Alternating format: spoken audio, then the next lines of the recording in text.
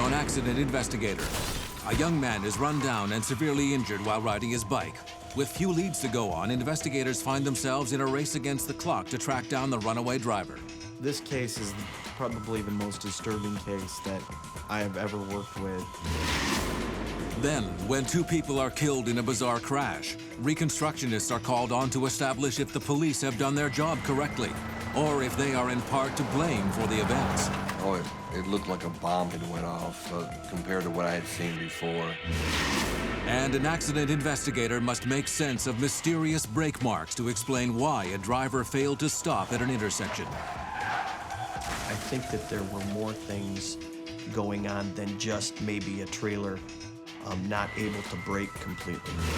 Every year, violent collisions kill 3,000 Canadians and injure another 200,000. But there is no such thing as an accident. Every collision has a story, as unique as the people involved. Rusty Haight is a leading authority on accident reconstruction. He trains investigators around the world to read the clues and solve the mysteries.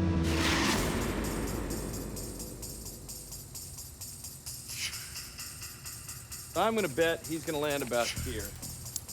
That's my bet. Here, I'll put your stack of quarters here.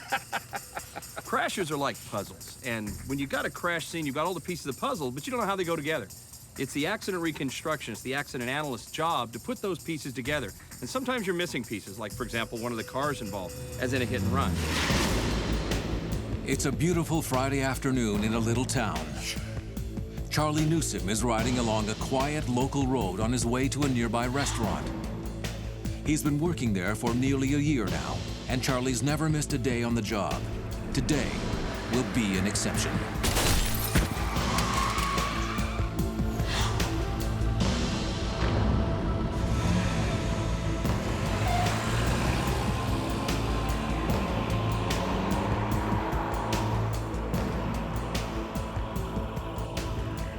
It's 4 p.m. when accident investigator Weston Brown is called to the scene of a serious hit and run. By the time he arrives, the victim has already been transported to a trauma center. The responding officer informs him that Charlie was unconscious and appeared to be critically injured. This case seemed, at the time, to be so very disturbing, and as I went on, it became even much more disturbing.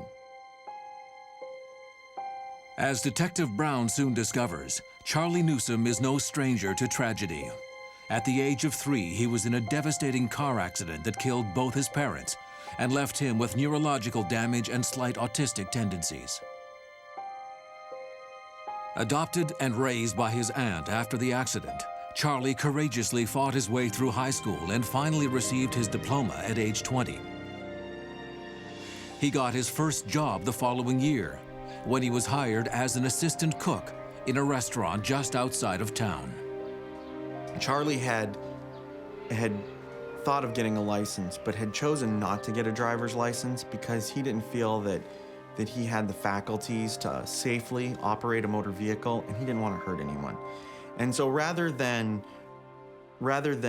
get a license and drive, which would be the easiest thing to do, he had to ride his bike something like 8 miles each way to work. He chose to do it the hard way. In a hit-and-run situation, the crash scene is also a crime scene. As a first step, Wes starts collecting as much roadway evidence as possible, but the site isn't offering much information. Then, on the edge of the road, Wes discovers some kind of crack in the asphalt. In one precise spot, it appears to Wes that the crack has been cleaned out, possibly by the bike tire, which would fit inside the crack almost perfectly. I think what happens is that car strikes the back of that bicycle and it locks up that rear tire. It wipes this crack clean. It just takes the dirt and debris out of this crack. Wes establishes the point of impact to be right there. This tells him that Charlie did not swerve into traffic. The car must have come off the travel portion of the road prior to hitting him. Always be thinking of what possibilities there are. One of those could be the driver's fallen asleep. Another one could be that the driver's distracted, not paying attention to what's going on, changing the radio, dialing a cell phone. Could this have been an intentional act? The reason the car left the roadway could have serious ramifications for the driver.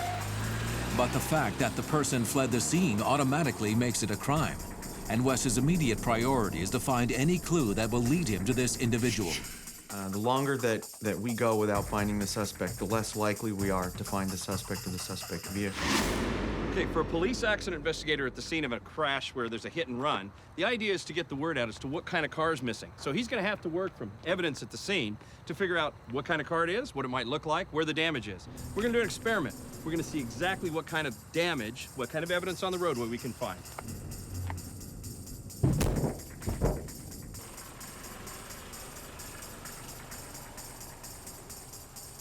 That was some crash. All right, assuming we found this car after the hit and run, they tracked him down. The idea is tie this car to this bicycle hit. What we'd be looking for is stuff on the front bumper, some indications here of the tire having been struck. We'll even see print from the tire mark. This is gonna help them identify that this car hit a bicycle.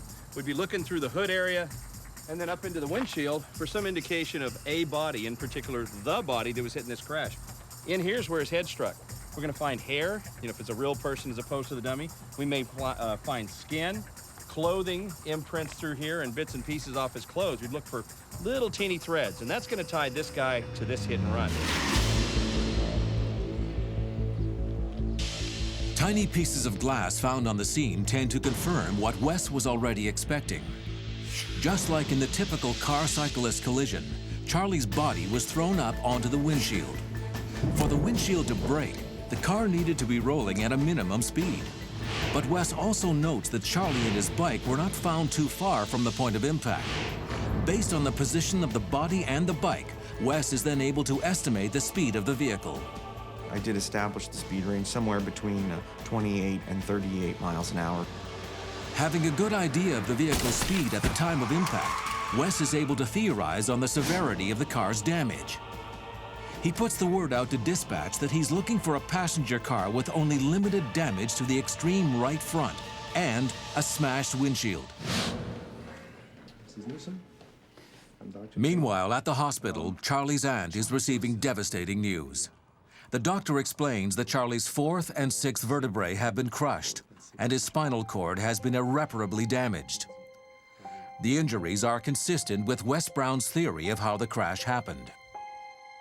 Charlie's body was thrown onto the car, and his head violently smashed the windshield. His helmet apparently protected him from major head injury, but his neck took the shock. His vertebrae broke on impact, and the resulting damage to the spinal cord cut off most of his nerves from his brain.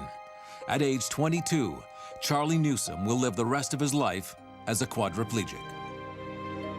Car accidents are a common cause of quadriplegia, and it's oftentimes the most frequent cause that we see in our hospital.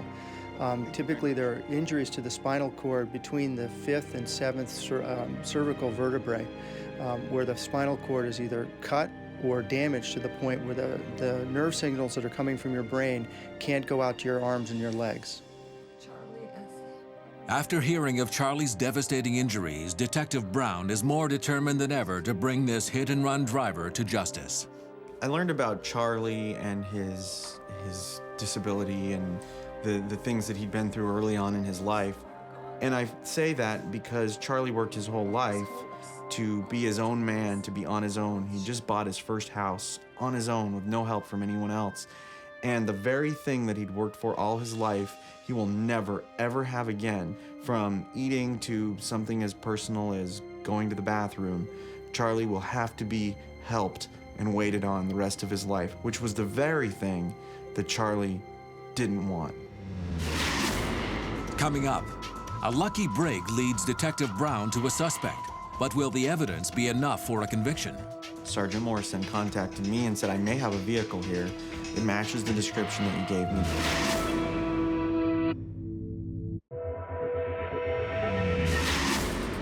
The victim of a hit and run will spend the rest of his life in a wheelchair. Now, police are counting on investigator Weston Brown's damage profile of the striking vehicle in order to track down a runaway driver. The following morning, Sergeant Dave Morris is on a routine patrol when he notices a red import sedan traveling about 8 kilometers away from the crash site. He only catches a glimpse of the car, but thinks that he observes some damage to the front of the vehicle. He quickly turns around and runs the license plate number through dispatch. As soon as he learns that the car has an expired registration, he pulls the driver over. The driver is identified as Eric McMahon. He tells the police that he's on his way to an auto glass shop to repair his windshield. But when asked about the cause of the damage, McMahon offers an unlikely story. He insists that the car was attacked by a gang of children throwing eggs and rocks. Sergeant Morris takes a closer look at the windshield and notices a few strands of hair in the upper portion. Sergeant Morrison contacted me and said, I may have a vehicle here. It matches the description that you gave me. The damage is the same, and there's some hair in the windshield. Can you come out and take a look at it? Eric McMahon is arrested for an expired registration and driving with a suspended license. Wes also obtains a search warrant for the vehicle, and the car is impounded for further investigation.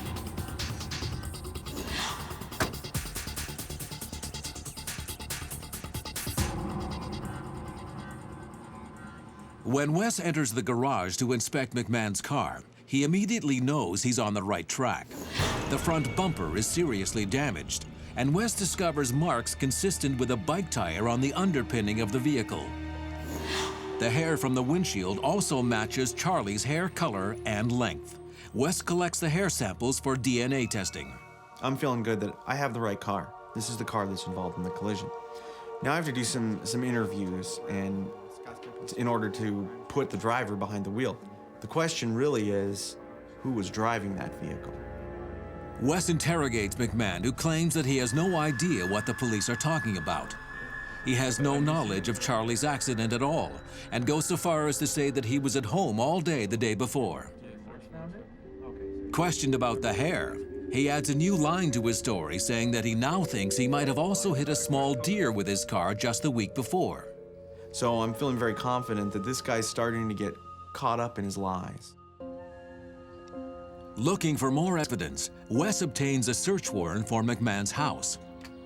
Good evening. Are you Eric McMahon's mom? Yes, I am. The suspect is a university student living with his parents. His mother and little sister are obviously distraught when Wes tells them that Eric has been arrested. I really kind of felt bad for the family, but, you know, a very nice, upper middle class, upstanding mom and dad, still married, good people. They came across at least as very nice people. And here's the police serving a search warrant on their house in this neighborhood. Wes starts searching McMahon's room for evidence. One of the things I was looking for was anything that would lead me to the area that Eric was the day before. And that's exactly what Wes finds. A credit card receipt from a bar situated just a block away from the collision site.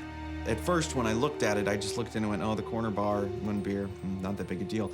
And then I looked at the date and I said, hey, that was the day of the collision. And then I looked at the time and I went, oh my gosh, that is the time the collision occurred. That is just before the collision occurred. This is really important. And I was very happy to find that piece because now it leads me down another trail. Now I can go to that bar and contact the people at that bar and talk to them about, hey, do you remember this person? Things like that. Was he in here The bartender tells Wes that Eric McMahon is a regular. On the afternoon of the crash, she distinctly remembers him playing some pool by himself, having only one beer, and heading out alone. And I had to think to myself, well, geez, here's a guy who's even only had one beer. Why is he just hitting this person, leaving his broken body on the side of the road for this man to die? Weston can now prove that Eric McMahon was in the area of the crash scene at the exact time of the collision. He can also prove that the damage to McMahon's car matches the victim's injuries and the evidence at the scene. And when the DNA test finally reveals that the hair found on the suspect's windshield belongs to Charlie Newsom, Wes is confident that he can recount the events that led to this devastating hit and run. The facts are the facts. On a Friday afternoon, Charlie Newsom is riding his bike to work along the cycling lane of a local road. At the same time, Eric McMahon is on his way home after playing pool in a nearby bar. We're never able to determine why the car left the road. For whatever reason, maybe he was distracted. For a reason that remains a mystery, McMahon's vehicle leaves the roadway and strikes Charlie Newsom. Thrown onto the hood, Charlie smashes his head on the windshield. The impact breaks Charlie's neck and hurls him up onto an adjacent lawn. Fully aware of what has happened, Eric McMahon contemplates his next move. To stay and help his victim means to accept responsibility for his actions. Instead, he chooses to flee, leaving Charlie's broken body on the roadside. Probably one of the most touching moments of this entire case for me was the sentencing. Charlie's aunt was there, and she had a prepared letter that she read to the entire courtroom at sentencing. And one of the sentences in there, and I have the letter here with me, one of the sentences in there was, I did, however, read the entire file to Charlie. We haven't got a whole lot else to do these days. And I asked him if there was anything he would like me to say to the court. And Charlie said no. And this, I believe, was because he had already made excuses for Mr. McMahon's behavior and dismissed them from memory. That is what Charlie does to people who injure him. Still, the court may find it interesting, as I did, that as I was putting the file away, Charlie looked up and said, and Your Honor, this is verbatim, "Boy, I'm sure glad I'm not that guy." As he's laying in his bed without the use of his hands, without the use of his arms, without the use of his legs, he says, "Boy, I'm sure glad I'm not that guy." I find that pretty moving. Charlie Newsom never moved to his new house. He still lives with his aunt. Eric McMahon is presently serving a 7-year prison sentence. Coming up, a car crash turns from bad to worse as 2 people are killed and a police officer ends up fighting for his life.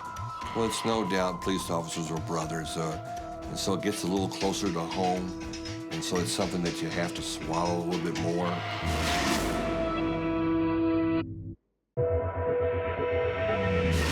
Driving along and suddenly you find a police car parked in your lane across the road. Lights are on. Of course you slow down, but what else are you supposed to do? Emergency vehicles, particularly police cars, don't stop like that for no reason. They're blocking the lane, something's going on.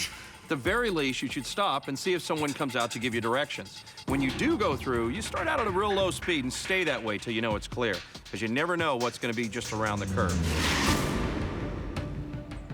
After a 9-hour flight, Elliot Dobson is on his way home to his family. Fresh out of med school, he spent the last 15 months in Africa as a volunteer medic. Traveling swiftly on a road he knows well, he's just minutes away from a clean bed, familiar faces, and his mom's home cooking. Then, as he winds around a long curve, a woman appears in the middle of the roadway waving her arms wildly. He sees her just in time to react to the overturned van straddling the lanes in front of him. The woman is hysterical. She explains that she's been in a crash. She's not hurt, but the occupant of the other car has been ejected in the collision.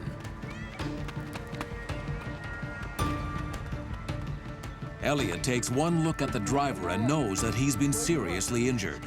The man has a wide-open gash on his forehead that is pumping out a lot of blood, and he's complaining of pains in his chest. Please, there's been an accident over there. He covers the victim with a blanket to control the man's temperature, applies pressure to his wounds, and reassures him that help is on the way. Matthew Glass is the first police officer to get on the site. We had to make the scene safe first.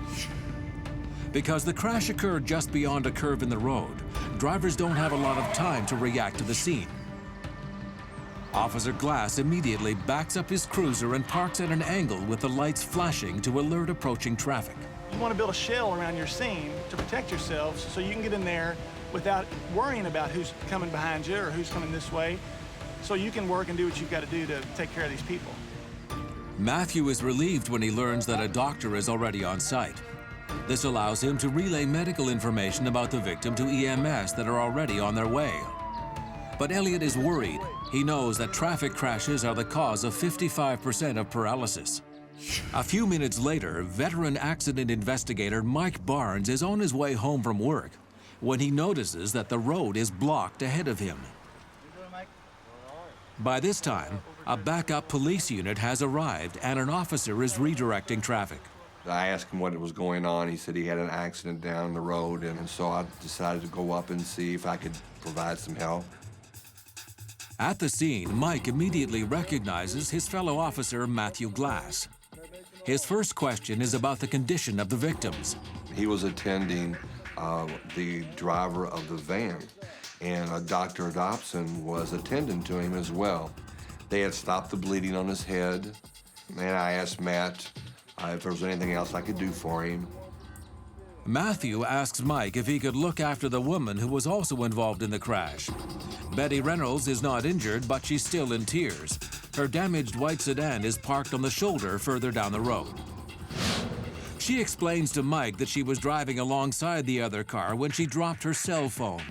She reached down to get it, but before she knew it, a van was skidding out of control in front of her. At some point, the vehicle started to flip over and the driver was thrown out. Once Reynolds regained control of her car, she pulled over and immediately ran to get help. Anytime you get behind the wheel, there's an alarming number of other drivers around you using their cell phone to send a text message or talk while they're driving. Studies suggest you're 4 times more likely to be involved in an injury crash if you're using your phone and driving. Many states have actually outlawed the use of cell phones, and it's being debated at other states and at the federal level. Should it be outlawed altogether? Still a controversial issue. As emergency personnel arrive at the scene, an officer approaches to take Betty Reynolds' official statement. Sensing that everything is under control, Mike heads out. I headed on home. The scene was secured. EMS was on the way, and they did not need me.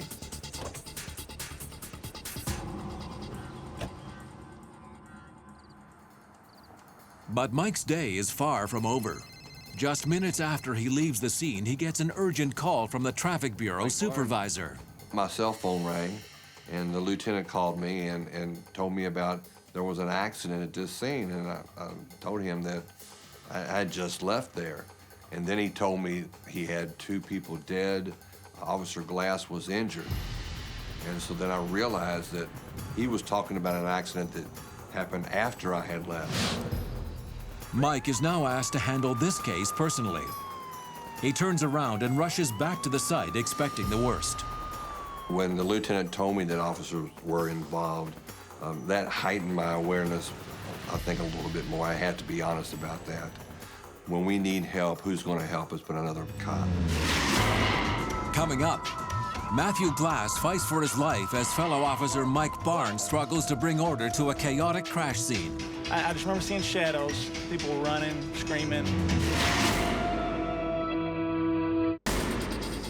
After being thrown from his vehicle in a severe car accident, a man now identified as Bill Witherspoon rests in the middle of the roadway.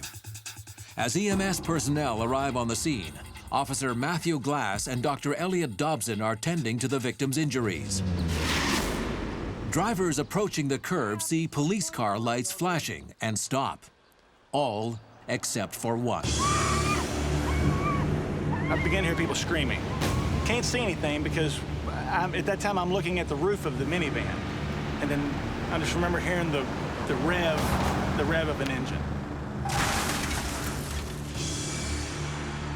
Only minutes before, accident investigator Mike Barnes had left a crash scene that had been completely secured and where everything was under control.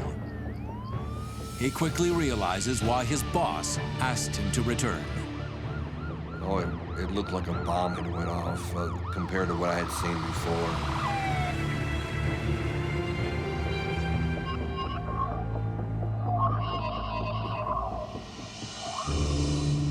As Mike gets closer to the vehicles, he realizes that the minivan is back on its wheels.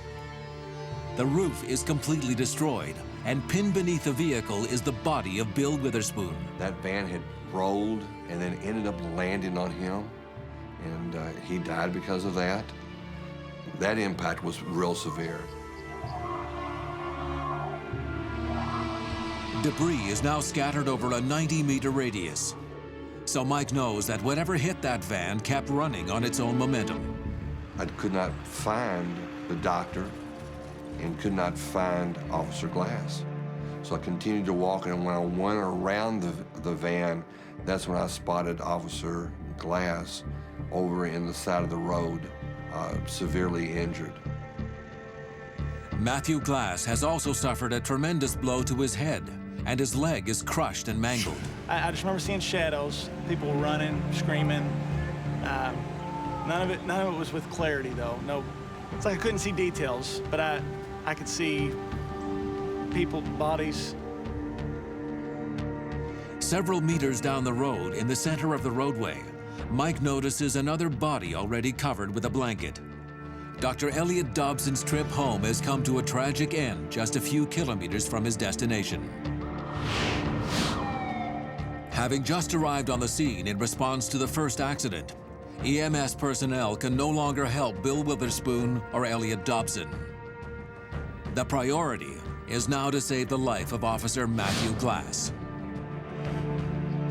I know him, I've known him for some time. So I immediately went to him, and so I helped them load him up into the ambulance. I talked to him, assured him that he's being taken care of, and everything was going to be okay. Although Mike is a professional who knows he has a job to do, he can't help but be concerned about the well-being of his fellow officer. Well, it's no doubt police officers are brothers.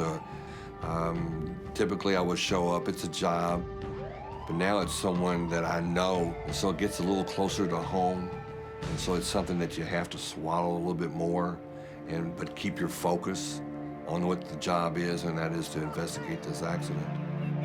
Betty Reynolds tells Mike that as she'd been giving her statement to one of the police officers, a black truck came flying into the curb at an incredible rate of speed. It steered left around the police cruiser and then back onto the roadway, speeding up even more as it entered the crash scene. Neither Betty nor the officer saw what happened next, but both agree the impact was like an explosion. The truck ultimately ended its run slamming into Betty's car on the shoulder of the road. Its driver is identified as Jamie Knight. When I first approached Jamie, he was already talking to an EMS attendant. He was obviously intoxicated. He smelled of alcohol. His eyes were bloodshot. He had blood on it, some blood on his face, so he was obviously injured though. But he was very combative, uncooperative. So I asked the officer to secure him and to stay with him as the EMS personnel took him to the hospital. My intentions were for the officer to stay with him so we can get a search warrant for his blood and his urine to find out how much alcohol or drugs he may have had in his system. As the ambulance transports Knight to the hospital, Mike now sets about documenting and exploring his crash scene. As Mike begins his reconstruction of the second crash, he is struck by one thing. There is no trace at all of Jamie Knight trying to avoid the flipped van.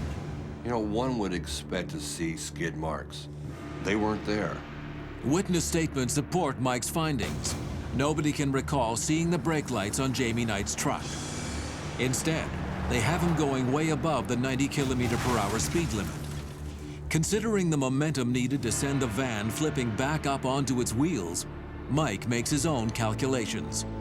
We're talking about speeds up to 70 to 90 miles an hour. As Mike considers the evidence, Knight's blood test results come back from the lab indicating that Knight's alcohol concentration was more than 3 times the legal limit. After 12 hours of on-scene investigation, Mike is finally ready to reconstruct the events leading to this catastrophic collision. After being ejected from his flipped van, Bill Witherspoon lies sprawled in the middle of the roadway. As EMS personnel arrive on the scene, the victim is already being looked after by Officer Glass and Dr. Dobson. Drivers approaching the curve notice the emergency vehicles ahead and stop, but not Jamie Knight. Jamie Knight was traveling at a high rate of speed. He went around the police car, and the front end of his car hit the bottom of the van, causing it to rotate violently, spin, and land on top of Bill Witherspoon. And Matthew Glass tells us that he felt a hand shove his back. It had to be Dr. Dobson saving his life. In a heroic effort, Elliot Dobson tries to push Matthew Glass to safety, but the full force of Jamie Knight's truck barrels into them.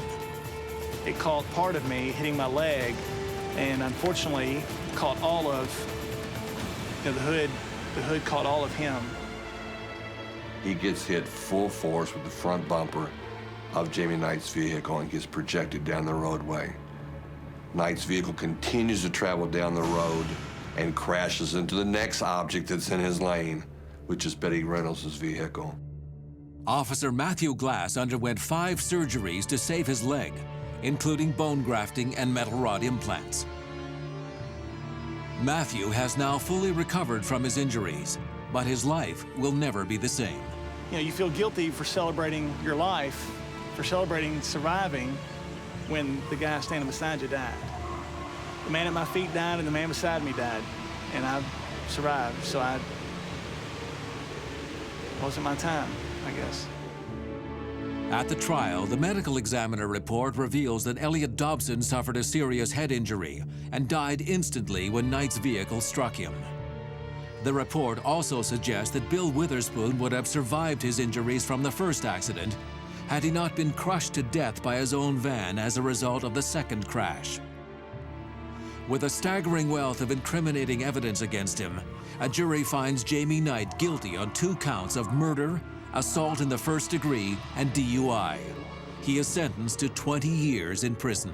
You know, as an accident reconstructionist, we can tell you how the accident happened, but to tell you why someone did something is out of our realm. We cannot get into their head. We can only speculate. And as a police officer, I would speculate that Jamie Knight did not want to get caught by the police because he was intoxicated, so he was going to run. But unfortunately, when he came around the police car, there was the van. He had already made up his mind. He was not going to stop. Coming up, an accident investigator is mystified by a strange set of skid marks made by a trailer full of cattle. I hate to use the word mystery, but there was an element here that really needed to be looked into.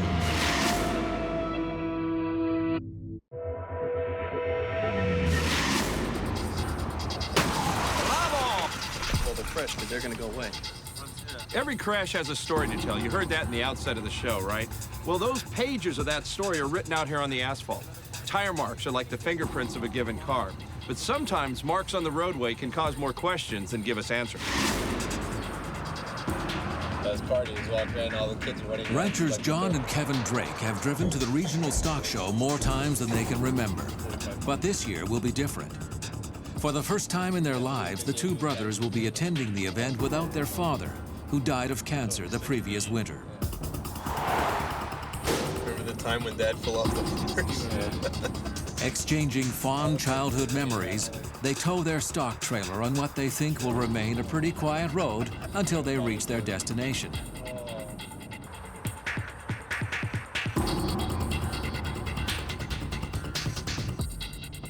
At the same time, Hank Spinner is returning home from work, telling himself the exact same thing. They couldn't be more wrong.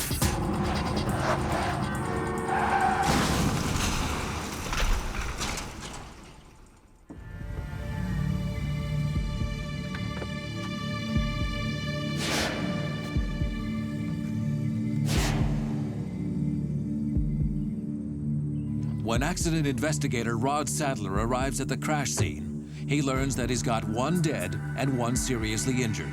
I've learned over the years to separate myself from the personal aspect, not because I'm a person that doesn't care, it's because I have a specific job that I have to do. On the side of the road, a police officer is looking after Kevin Drake, who has suffered what seems to be a serious head injury during the crash. This is not surprising to Rod, considering the severity of the damage on the Drake's vehicle. But what is surprising is the condition of the unhitched stock trailer. It's only slightly damaged, and the 2 cows still in there appear to be unharmed. Hank Spinner's truck is parked on the other side of the road and has extensive damage to the cab.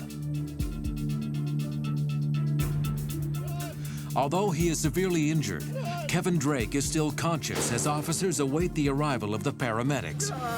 He keeps asking for his brother. John Drake was not so lucky. Having been seated on the collision side of the vehicle, his body was crushed by the impact of the crash, and he died almost immediately from massive internal injuries. Well, when I arrive at a scene like that, it's obvious because a death is involved, it's going to affect somebody's family very deeply. And the important thing to me is to help the family through this process because they want to know what happened, why it happened, and how it happened.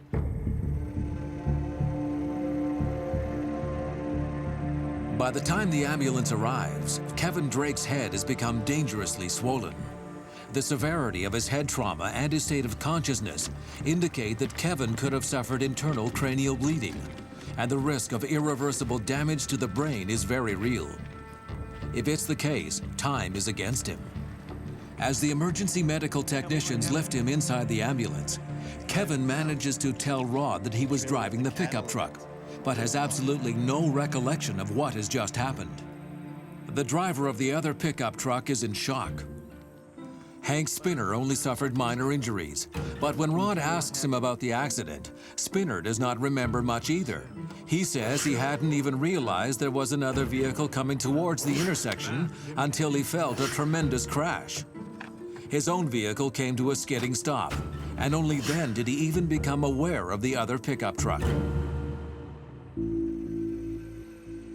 Rod assesses the scene. He has two paved country roads connecting together in a T intersection with a stop sign in the direction the Drakes were traveling.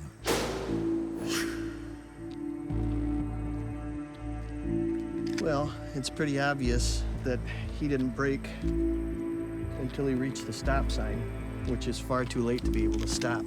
He slides into the intersection. See those offset skids there?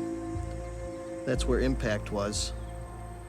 The Drakes had to stop, and it was very clear that they were not able to in time. Was it human error? Is there a mechanical problem? So do you think a little weight behind a car might make a difference in terms of stopping distance? We're going to find out. What we're going to do is we're going to take this cone, we're going to put it out here on the road. I'm going to drive the trailer toward the cone at a certain speed. Trailer's going to be empty. I'm going to get on the brakes and see how long it takes to stop. Then I'll come back through after we load the trailer. I'll drive the same speed and try to brake from the same point. See if it doesn't take a lot longer to stop, more distant. Let's try that experiment.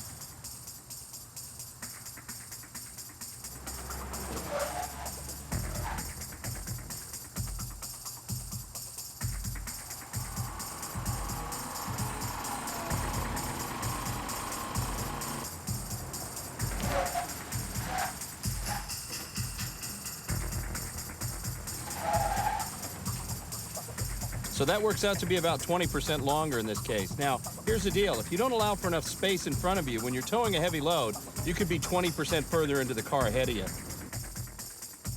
Then, an odd-looking set of skid marks suddenly catch Rod's eye. Just behind the pickup truck set of skids are what reconstructionists call skip skids. See these skids here? They're almost like a dotted line. Such intermittent marks are usually made by a trailer bouncing along the road with its brakes locked. It can be the result of bumps, potholes, or other irregularities in the roadway surface.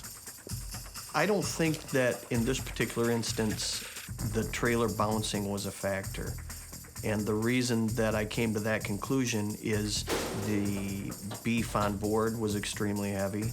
So I knew there was I hate to use the word mystery, but there was an element here that really needed to be looked into, because I think that there were more things going on than just maybe a trailer not able to brake completely.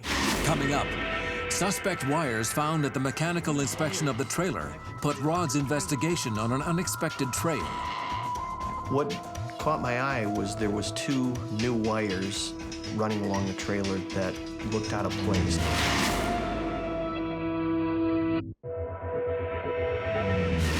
A tragic crash has caused the death of a young rancher and left his brother battling for his life. Accident investigator Rod Sadler is struggling to determine exactly why the pickup truck failed to stop at the intersection. And he's mystified by an uncommon type of skid mark originating about 27 meters behind the point of impact. But the morning after the crash, Rod is faced with what is by far the worst part of his job, interviewing John and Kevin Drake's mother. In this particular case, it was really difficult because Mrs. Drake had already lost one son. Her other son was suffering critical injuries, possibly fatal injuries. She had so many things going through her mind. But despite her grief, Mrs. Drake desperately wants an explanation for the crash. She was willing to speak with me. She answered what questions that she could. She informs Rod that her sons were on their way to the stock show. They'd set off about 2 p.m. for a 4-hour ride. It was a regular trip for them, so it was a route they both knew well, and they were both accustomed to driving with cattle trailers. This information would seem to cast doubt on the possibility that the brothers may have missed the stop sign or gotten confused at the intersection. The mechanical examination of the pickup truck also shows that the brakes were in perfect condition. This rules out the brake failure scenario. But it's noted that the trailer's electric connector to the truck is old and full of rust. The wires are so frayed that the trailer mechanic suspects that electric signals from the truck would possibly not even be transmitted to the trailer. This would mean that the turn signals, the brake signal, and even the electric brakes on the trailer may not have been triggered when the corresponding devices were activated on the pickup truck. What caught my eye was there was 2 new wires running along the trailer that looked out of place. They really caught my eye. They looked like they didn't belong there. Following the suspect wires, Rod notices that they had been connected directly to the trailer's electric brakes. And if they receive power from another Based on this observation, Rod develops an amazing theory. In an attempt to bypass the rusted-out trailer plug, could the Drakes have simply failed to properly wire the brakes? and plug it into an identical plug. Rod recreates the scenario he has in mind. He connects the trailer's brakes to the pin receiving power from the right turn signal, instead of the one corresponding to the pickup truck's brakes. Could you spin that wheel for me? Might such a mistake have caused the trailer's brakes to lock and drag just before reaching the intersection, pulling Kevin's attention away from the stop sign? Let's see what happens when I turn on the right turn signal. So when I turned on the right turn signal, the brakes locked intermittently. I knew from Mrs. Drake that her sons had to turn to the right to go to the stock show. I figured that this was a very important piece of information in our investigation. After his accident, Kevin Drake spends 4 days at the hospital under intensive observation. But 48 hours after the crash, he has recovered enough to be interviewed by Rod. Hi, Mrs. Drake. Kevin wasn't able to recall much about the crash, but what he could recall was that the day before the crash, they had had some problems with the wiring on the trailer, and that they hardwired the trailer brakes directly into the truck's plug. This really reinforced my theory about the brakes being wired wrong.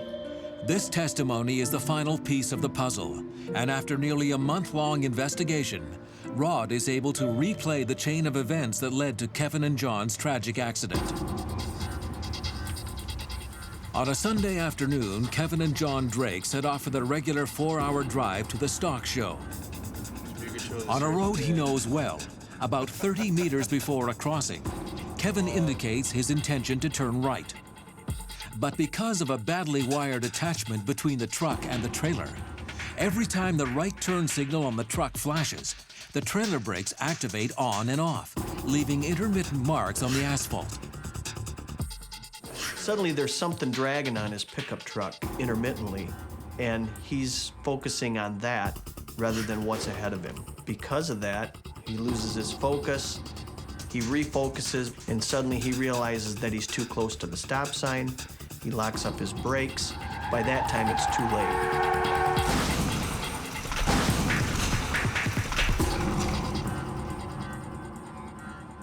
Kevin Drake completely recovered from his head injury. But like many people involved in a crash, he might never recover a clear memory of the events leading to the accident, that cost his brother's life. In this case, no charges were ever brought against Kevin Drake. Sometimes it's just a little detail that makes the difference between being involved in a fatal crash and getting on with the rest of your life. You drop your phone on the floor, you leave it there. You got a problem with your wiring, you get a professional to fix it. There aren't accidents, they're collisions. Little common sense goes a long way in keeping us all safe on the road.